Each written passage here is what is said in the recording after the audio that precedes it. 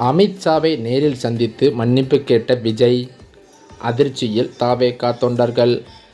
காலில் விழும் வீடியோ வெளியானதால் பரபரப்பு. தமிழ்நாட்டில் தற்போது முதல்வர் ஸ்டாலின் தலைமையிலான திமுக அரசு நடந்து கொண்டிருக்கும் நிலையில் இன்னும் சில மாதங்களில் சட்டமன்ற தேர்தல் நடைபெற இருக்கிறது. இதன் காரணத்தினால் இந்த முறையும் எப்படியாவது ஆட்சியை கைப்பற்றிவிட வேண்டும் என்ற எண்ணத்தில் முதல்வர் ஸ்டாலின் பல வியூகங்களை வகுத்து வருகின்றார். தனது கூட்டணி கட்சிகளை பலமாக வைத்திருக்கும் திமுக மாற்றுக் கட்சியினரை தங்கள் கட்சியில் இணைக்கும் முயற்சியில் தீவிரம் காட்டியும் வருகிறது. மறுபக்கமோ கூட்டணியில் இருக்கும் கட்சிகள் கூடுதல் தொகுதிகளை கேட்டு வரும் நிலையில் அவர்களுடனும் சமரச பேச்சுவார்த்தை நடத்தி வருகிறது. இதனிடையே திமுக கூட்டணியில் தொடர்ந்து பல முக்கிய கட்சிகளும் இணைந்து வரும் நிலையில் தற்போது கடந்த தேர்தலில் அதிமுக கூட்டணியில் இருந்த எஸ்டிபிஐ கட்சி பாஜகவுடன் அதிமுக இணைந்ததை தொடர்ந்து தற்போது திமுக கூட்டணியில் இணைய வாய்ப்புள்ளதாகவே தகவல்கள் வெளியாகியிருக்கிறது. திருநெல்வேலியில் நடந்த கிறிஸ்துமஸ் விழாவில் முதல்வரை அக்கட்சியின் தலைவர் முபாரக் சந்தித்தது இதற்கு வலு சேர்த்துள்ளது. தமிழக வெற்றிக் கழகம் கட்சியும் கூட்டணி பேச்சுவார்த்தையில் உள்ள நிலையில் ஜனவரியில் கூட்டணி முடிவு எடுக்கப்படும் என எஸ்டிபிஐ கட்சி அறிவித்திருப்பதும் குறிப்பிடத்தக்கது. அதே சமயம் தமிழக அரசியல் வரலாறு அரை நூற்றாண்டுக்கும் மேலாக இரு துருவங்களை சுற்றியே சுழன்று கொண்டிருந்தது. திமுக அல்லது அதிமுக இந்த இரண்டு கட்சிகளுக்கு மாற்றாக எத்தனையோ சக்திகள் உருவெடுத்தாலும் இறுதியில் மக்கள் இந்த இரண்டில் ஒன்றையே ஆட்சி கட்டிலில் அமர வைக்கிறார்கள். ஆண்டில் அதாவது 2026 சட்டமன்ற தேர்தலை ஒட்டி பரவும் தற்போதைய அரசியல் அதிர்வுகள் இந்த இரு துருவ அரசியலுக்கு ஒரு முற்றுப்புள்ளி வைக்கப்படுமா என்ற விவாதத்தை மக்களிடையே பலமாக எழுப்பியிருக்கிறது. ஒரு புதிய பிளேயர் களத்திற்கு வரும்போது அதுவரை இருந்த சமன்பாடுகள் சிதைக்கப்படுவது இயற்கைதான்.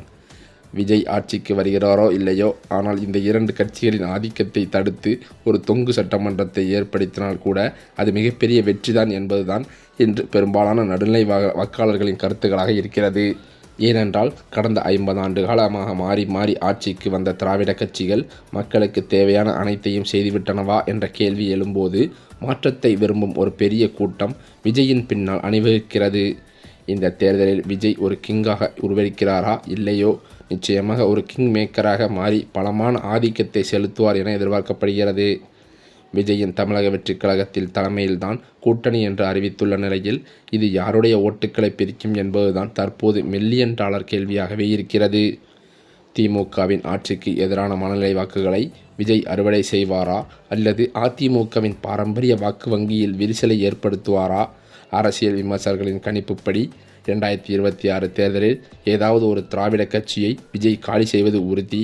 அது ஆட்சியில் இருக்கும் திமுகவா அல்லது பலவீனமாக தோன்றும் அதிமுகவா என்பது தேர்தல் முடிவில்தான் தெரியும். இளைஞர்கள் மற்றும் முதல்முறை வாக்காளர்களின் ஆதரவு விஜய்க்கு பெரும் பலமாக இருக்கிறது.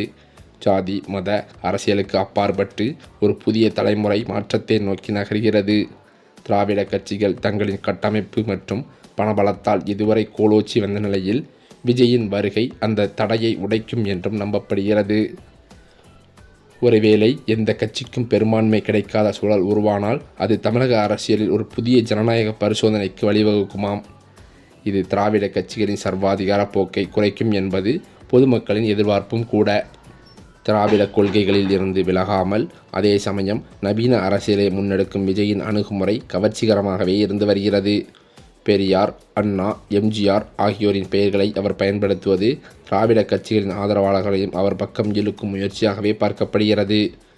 குறிப்பாக பார்த்தால் திமுக ஒரு தீய சக்தி, தவேகா ஒரு தூய சக்தி என்ற அவரது சமீபத்திய முழக்கம் திமுகவிற்கு எதிராக அதிமுகவுக்கு வாக்களிக்கும் பாரம்பரிய வாக்குகளை, அதாவது அதிமுக தொண்டர்களை தன் பக்கம் ஈர்க்கும் தந்திரமாகவும் கருதப்படுகிறது. இறுதியில் 2026 தேர்தல் என்பது வெறும் ஆட்சி மாற்றத்திற்கான தேர்தல் மட்டுமல்ல, அது தமிழகத்தின் அரசியல் கலாச்சாரத்தையே மாற்றப்போகும் ஒரு போர்க்களம் என்றும் கூறலாம். விஜயின் ஆட்சியை பிடிக்கிறாரோ இல்லையோ, திராவிட கட்சிகளின் ஓட்டுக்களை பிரிப்பதன் மூலம் அவர் ஒரு பலமான எதிர்க்கட்சியாக அல்லது மாற்றாக தன்னை நிர்ணயித்து கொண்டாலே அதுவே தமிழக அரசியலின் மிகப்பெரிய வெற்றியாகவே கருதப்படும். ஏனென்றால் 2026 ஒரு புதிய வரலாறு படைக்கப்படுமா என்பதை தீர்மானிக்கப் போவது வாக்காளர்களின் விரல் நுனி மட்டுமே என்பது பல அரசியல் கட்சி தலைவர் மத்தியிலேயே பரபரப்பாகவே பேசப்பட்டு வருகிறது. இப்படிப்பட்ட நிலையில்தான் புதிதாக உருவெடுத்திருக்கும் தமிழக வெற்றிக் கழகத்தில் நிர்வாகிகளின் போராட்டமே பெரும் போராட்டமாக பார்க்கப்பட்டு வருகிறது. ஏனென்றால் சமீபத்தில் கூட தூத்துக்குடி மாவட்ட செயலாளர் நியமனம் குறித்து பல்வேறு சர்ச்சைகள் கிளம்பிய நிலையில் தலைமை அலுவலகமான பனையூரிலேயே பல போர்க்களங்கள் வெடித்துள்ளதாக அதிர்ச்சி தகவல்கள் வெளியாகியுள்ளது. அது மட்டுமில்லாமல் தற்போதைய சூழ்நிலையில் தமிழக வெற்றிக் கழகமானது வளர்ந்து வரும் நிலையில் உள்கட்டமைப்பு அமைப்பது பெரும் போராகவே பார்க்கப்படுகிறது. அந்த வகையில் தற்போது ஒரு 8 மாவட்ட செயலாளர்கள் அறிவிக்கப்பட உள்ள நிலையில் அதற்கான ஆலோசனையில் ஈடுபட பனையூருக்கு வந்த விஜயை மறித்து பல்வேறு அரசியல் கட்சி தலைவர்கள், அதாவது தமிழக வெற்றிக் கழக நிர்வாகிகளை பல்வேறு போராட்டங்களை நடத்தி கட்சியில் உட்கட்டமைப்பு குறைகளை கூறி அதிர்ச்சியை ஏற்படுத்தியுள்ளதாக சொல்லப்படுகிறது. இந்த நிலையிலோ விஜய் தனது திரைத்துறை வாழ்க்கையின் உச்சத்தில் இருக்கும்போது ஆண்டுக்கு சுமார் 500 கோடி ரூபாய் வருமானம் தரக்கூடிய வாய்ப்புகளை துறந்துவிட்டு அரசியலுக்கு வந்திருப்பது ஏதோ ஒரு சாதாரண எதிர்க்கட்சி தலைவர் பதவியை அலங்கரிக்க அல்ல என்பது அரசியல் விமர்சகர்களின் பொதுவான கருத்தாக இருக்கிறது. அவரது உண்மையான இலக்கு ஆளும் கட்சியான திமுகவை வீழ்த்துவது மட்டுமல்ல, மாறாக தமிழகத்தின் அதிகார மையமான அந்த முதல்வர் நாற்காலியில் அமர்வதுதான். ஒரு பெரும் புகழின் உச்சத்தில் இருக்கும் நட்சத்திரம் தான் ஈட்டும் இமாலய வருமானத்தை விட்டுவிட்டு பொதுவாழ்விற்கு வந்தபோது அவரது எதிர்பார்ப்பும் திட்டமிடலும் மிக உயரிய இடத்திலேயே நோக்கியிருக்கும் என்பதில் எவ்வளவும் சந்தேகமில்லை. இந்த சூழ்நிலையில்தான் அதிமுகவின் கோட்டையாகவே கருதப்படும் கொங்கு மண்டலத்தையும் திமுக வசம் ஈர்க்கும் பணியையும் ஸ்டாலின் மேற்கொண்டிருக்கிறாராம். இவ்வாறு ஏகப்பட்ட ஏற்பாடுகளை செய்துள்ள திமுக தனது கூட்டணி கட்சிகளிடமும் சமரச பேச்சுவார்த்தையில் ஈடுபட்டிருக்கிறது. திமுகவுடன் காங்கிரஸ், கம்யூனிஸ்ட், விசிக மற்றும் மதிமுக இன்னும் சில சிறிய கட்சிகளினால் திமுக கூட்டணி இப்போது வரை பலமாகவே இருந்து வருகிறது. இப்போது இருக்கும் நிலையில் எந்த ஒரு கட்சியாலும் கூட்டணி இல்லாமல் ஆட்சிக்கு வர முடியாது என்ற காரணத்தினால் திமுக அதன் கூட்டணி கட்சிகளை பலப்படுத்தும் நோக்கில் செயல்பட்டு வருகிறது.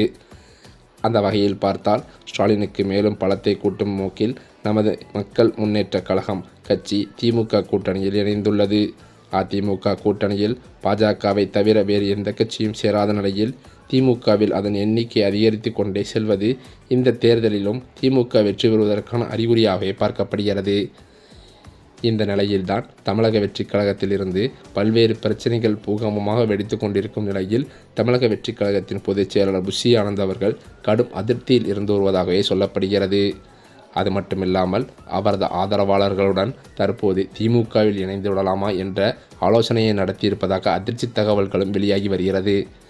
ஆக மொத்தம் இன்னும் ஓரிரண்டு நாட்களில் ஸ்டாலின் அவர்களை நேரில் சந்தித்து புஷி ஆனந்த் அவர்கள் திமுகவில் இணைந்து விடுவார் என்றும் அவரது ஆதரவாளர்கள் மத்தியில் பேச்சுக்களும் அடிபடுகிறது. இந்த சூழ்நிலையில்தான் தமிழக வெற்றிக் கழக தலைவர் விஜய் அவர்கள் சிபிஐ விசாரணைக்காக டெல்லி சென்றிருந்த நிலையில் தற்போது கட்சிக்குள் பெரிய பிரச்சனைகள் நிலவி வருவதாக சொல்லப்படுகிறது. என்னவென்றால் சிபிஐ விசாரணைக்காக விஜய் டெல்லி சென்றிருந்த நிலையில் அங்கு அமித்ஷாவை நேரில் சந்தித்து மன்னிப்பு கேட்பதற்காக நேரில் சென்றுள்ளதாக அதிர்ச்சி தகவல்கள் பரவி வருகிறது. ஆனால் எதுவும் அதிகாரப்பூர்வமாக அறிவிக்கப்படாத நிலையில் தபேகா தொண்டர்கள் அனைவரும் குழப்பத்தில் இருந்து வருவதாகவே தகவல்கள் பரவி வருகின்றன.